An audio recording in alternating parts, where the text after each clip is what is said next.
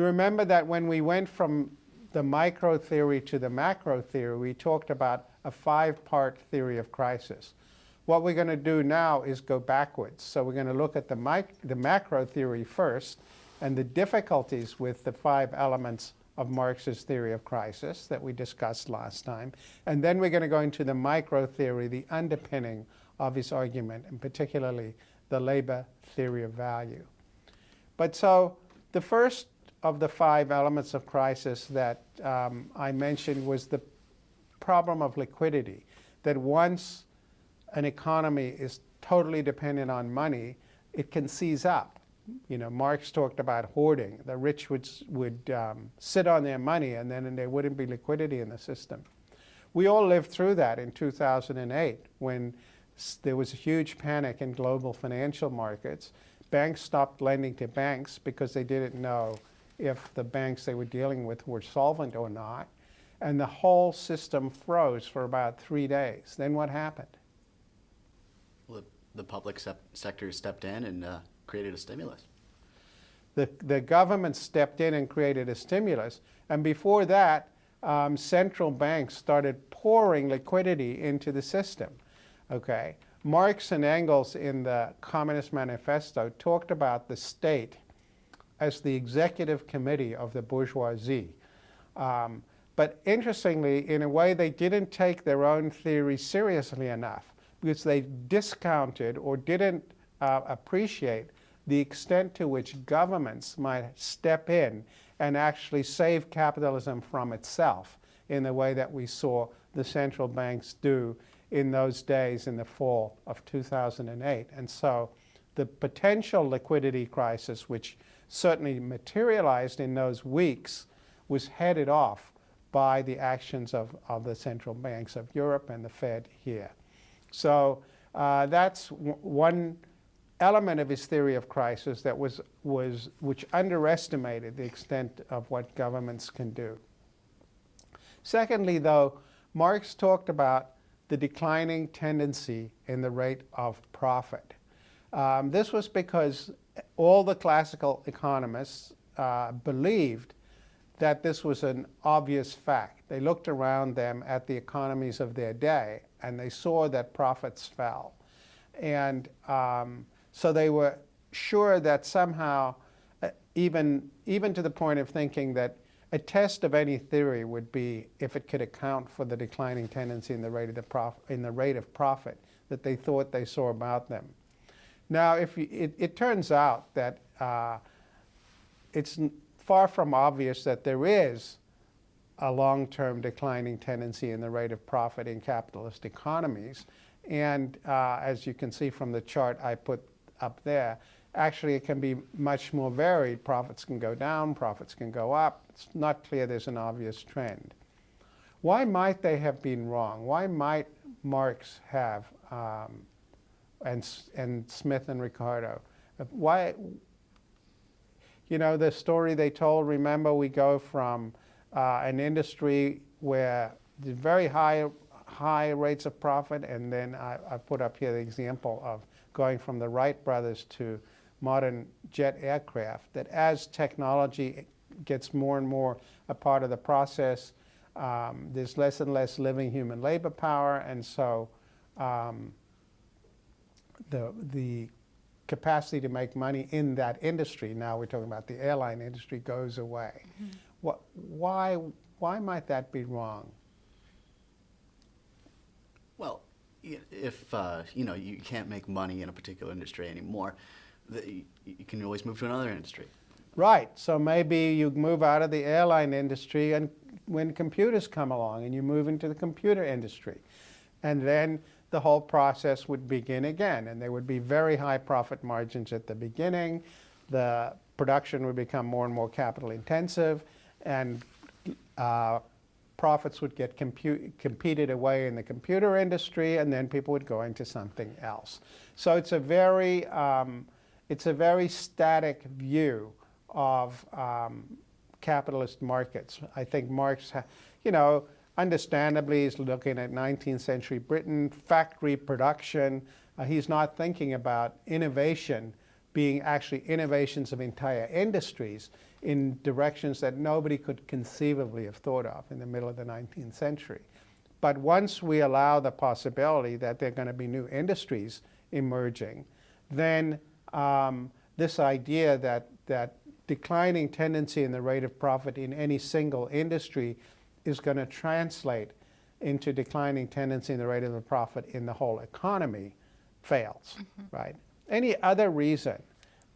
Yeah, there is one problem, for instance, that capital incentive idea is not necessarily true, because sometimes it's not a capital, it's just the idea that you have that can create a big success. Okay, so that's a very good observation, and this comes to the next point I wanted to get into, which is that Marx said monopolies eliminate competition. And so when we think about monopoly capitalism, he said the very thing that gave capitalism its dynamism was going to go away. Now, there are two reasons why that argument might have been problematic. One is, again, that he underestimated the possibility that the government might step in with antitrust regulations and you know, we broke up the airline industry with antitrust laws. And so it may well be that monopoly capitalism can be to some extent undone by the state. The second, though, is the example you just gave, that in fact in some sectors there might be economies of smallness. You know, I'm old enough to remember those two folks in the garage in California who took on IBM with, this is the original Macintosh computer up there, and almost destroyed one of the biggest multinationals in the world by exploiting economies of smallness. So not everything is like the O-rings on the Challenger, which involve huge capital intensity and therefore massive barriers to entry in a sector of the economy. In fact, there may be many economies of smallness. So this again puts in question the notion that monopolies will gradually make every industry decreasingly competitive. Maybe they will, and maybe they won't. Fourth problem we've already alluded to a little bit in today's discussion, underconsumption. The workers collectively couldn't buy everything that they produce, and that creates a problem for the system, potentially depression prone, because you're going to have these situations in which nothing can soak up. There's not enough demand to soak up everything that's going to be produced, and then the system's going to get into trouble. So a very important theorist came along in the 20th century to address this question. Who is that? Who's that on the screen there? That's Keynes. That is John Maynard Keynes, author of the General Theory, probably the most important work of political economy written in the 20th century, certainly in the first half of the 20th century, published in 1936, and provided the intellectual architecture for the New Deal. And Keynes's central analytical insight was that there's diminishing marginal propensity to consume. We've already mentioned this. And this means that if you're a poor person and I give you $1, you will spend it, whereas if you're a rich person and I give you $1, you'll save it. And so the problem during depressions and recessions is that the poor people lose their jobs, they don't have any money, and the rich people are afraid to invest. And Keynes argued that governments can engage in counter-cyclical policies. They can borrow money and give it, either spend it, such as we did after the Depression in creating public works, or give it to people at the bottom in the form of cheap loans and so on, transfer payments, unemployment insurance. They will spend it. That'll stimulate demand and pull the economy out of recession. You mentioned the stimulus. The stimulus program that was engaged in first by the Bush administration and then the Obama administration, the TARP so-called after, this is classic after the collapse of 2008-9. That's classic Keynesian demand stimulus. And so it's another reason why, even though there may be a general problem of underconsumption, or as Marx liked to call it, overproduction in capitalist economies, you wouldn't necessarily get to the point where it becomes terminal. Another way in which he underestimated the executive committee of the bourgeoisie, the state as an institution that can step in and save capitalism from itself. Let's talk a little about working class consciousness. This links back to our earlier discussion of the difference between a class in itself and a class for itself.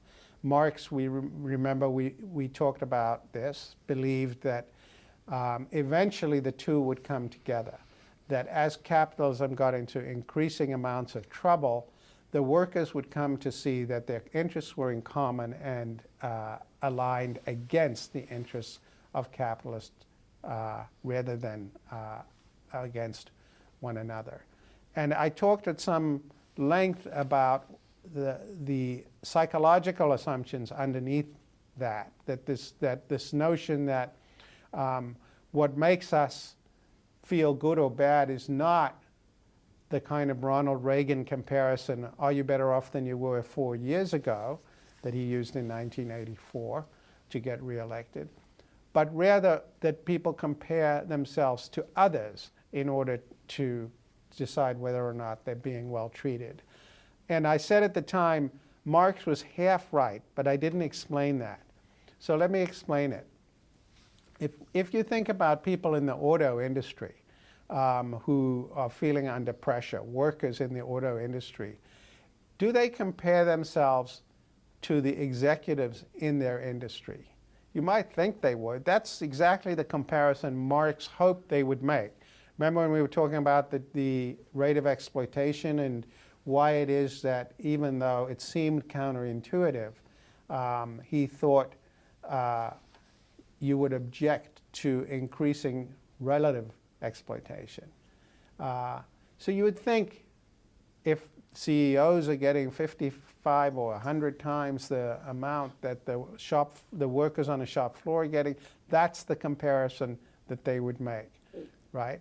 But it turns out Marx was wrong about that. He was right that they compare themselves to others, but wrong that they make those kind of comparisons.